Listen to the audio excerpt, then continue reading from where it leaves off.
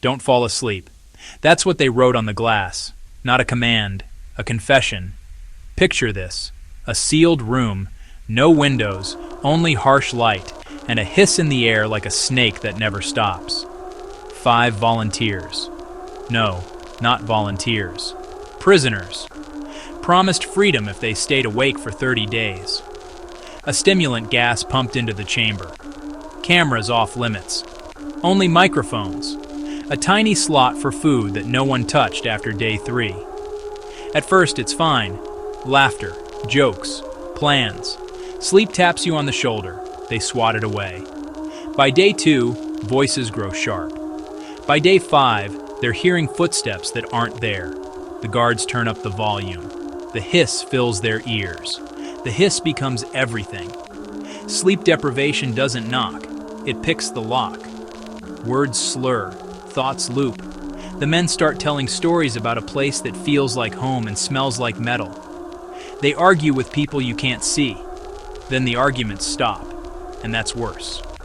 Around day 9, the room falls silent. Not the usual silence. This is the kind that leans in close and smiles. The microphones pick up a whisper.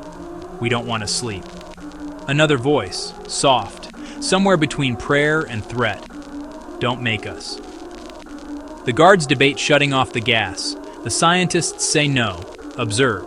So they do. Day 10. The slot opens. Food sits untouched. They talk to the walls, but not to each other. Their eyes, when glimpsed, look like they've forgotten blinking is a thing people do. Day 15. The screaming starts, then cuts off like a wire.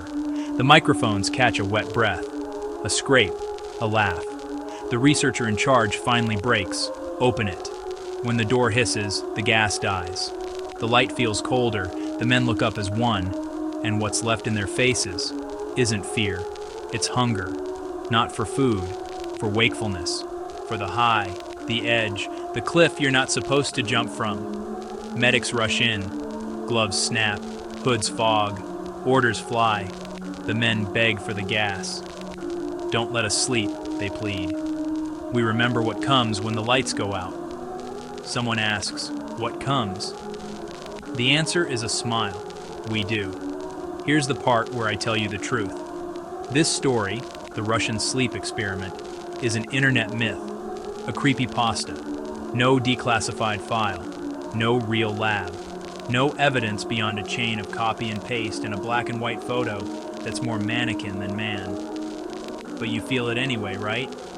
Because it taps a nerve we all share, the fear of what we become when we're stripped down to impulse. When sleep slips and the mind keeps going without a driver,